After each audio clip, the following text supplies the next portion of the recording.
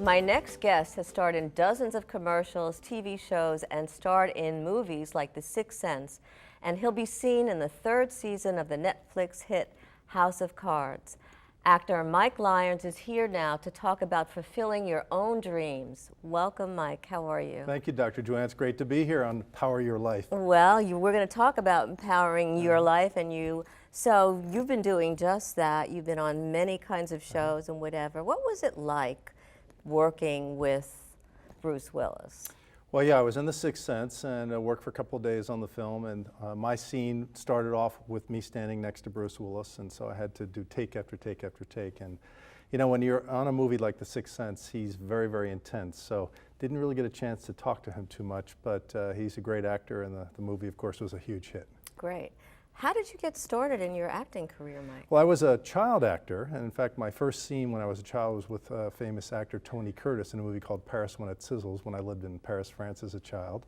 You lived in Paris as a child? I did, yes, for 3 years, and that was my start, and I kind of got the acting bug, and then later on when I was back in the United States, I realized that my kids were all going to be in college at the same time, 5 years down the road, and I didn't have enough money saved up for college, so I decided to start doing some commercials. So picked that up about 20 years ago, and then the commercials led to All My Children, and then small parts in films, and so forth and so on, which I did all on the side because I had a full-time day job. Well, we were talking about that earlier. You've been an entrepreneur, and you've started several businesses, I think 4. And a lot of those businesses, of course, when you're an entrepreneur, you have to take risk. What do you want to tell us about risk-taking? When is it too much or too little? Well, I think there's a lot of people out there in the world that are just not happy either in their lives or in their careers. And yet they stay in their situation because they don't want to take that risk. And I tell people you need to take the action that you need to pursue some of the daydreams that you have. Right, but at the same time, make sure when you're taking a risk, it's not something that's, you're not jumping off a bridge or something like, I'm being, you know, a little bit outrageous. Yeah, you have to be practical here. about Right. it. But I think that a lot of people will daydream about having a little shop or writing a book or things. And you can do that on the side for a while until you do take that jump. Right. Now, you also have a background in singing, so I'm not going to ask you to sing, although I'd love to ask you to sing, but I won't do that. Tell us a little bit about one of your businesses. Well, I've started a number of businesses. One of the businesses was tied into singing, was called Music Tracks. It was in a mall, and I discovered it in San Francisco, and I bought the franchise, and it was actually a little recording studio that you could go in and sing a song to a track and buy the tape for $9.99. So I invested in that, put up all of the money that I had, my equity in my home. Scary. And very scary. And I had 3 small kids at the time, so it really was rolling the dice. But it was successful enough, and we were able to make our money back on that, and then we moved to another state at that point. But that was one example of just taking a big risk. And fulfilling that daydream that you've been talking about. Yeah, exactly. So also what I think is important is that you've done all this, and you're kind of not, I wouldn't say a jack of all trades, but you're allowing your interests and your talents to come out and to surface and to play with that, which I think is really important. Tell us, because there are so many of us right now who would love to be able to get into acting or see themselves with that vision, that daydream. What does it take?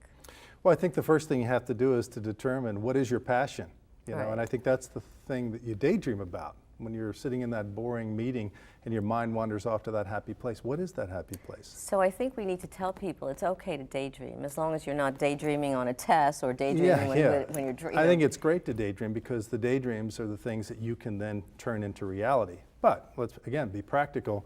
You have to establish some timelines and some guidelines, and there's always a financial implication. So you have to make sure that you take the necessary steps to do that. But I encourage and I ask people to just follow their instincts, empower yourselves, and take the action to get there. Right. Action, as you and I have talked about, is just so important. You could have all these wonderful dreams, daydreams, and see it in living color, but if you're not taking the action, nothing's happening. Well, and you asked me about how you get into acting for people that are interested, and the first thing you have to do is go get your headshot taken. So if you don't do that, it's simple enough, but yet many people over the years that I've said that to, years later, I'll say, did you ever get your headshot? Oh, no, I never got a chance. Well, then they're not motivated to do it. It's like people say to me, I have a book in me, I'd love to write a book, and I keep thinking, well, why don't you do it? And they've been saying that for years and years and years, and nothing's happening. And I say to them, take an hour every day. Carve out an hour to write your book. Or even a half hour, because if you're doing that, it adds up, and you're talking about building confidence, it's amazing. What other actor have you worked with that you can share a secret about? Well, I had a great scene with Bradley Cooper in the movie Limitless, where I was sitting at a table having lunch with him. I played a Wall Street trader, and a delightful guy, Philadelphia native, of course, but very kind and very generous, and went around and introduced himself to everybody as if they didn't know who he was. So a genuinely really, really nice guy. And I have worked with a number of actors over the years whose names I will not mention. Okay, can you give us a secret about your upcoming series? You know, I wish I could, but I actually had to sign a non-disclosure. Oh my God, we can't even get one for Power Your Life? I can't really say anything because they guard those plots very, very secretively. So people are going to have to watch House of Cards and tune in and see Michael Lyons in February. That's what it starts? Okay, great. Thanks so much, Mike. You've been a pleasure. Great to be here, Joanne. My pleasure. Power Your Life. We'll be right back. And ahead, find out what's hot for next week.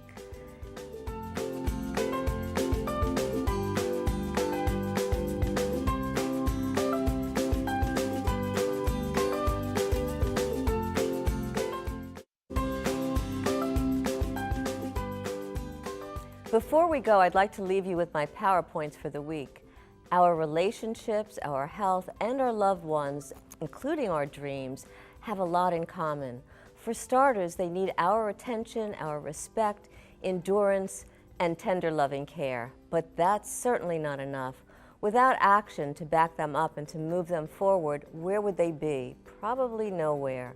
So nurture your dreams and your health as you would someone you love very deeply, and nourish your relationships as if they are your most cherished gifts.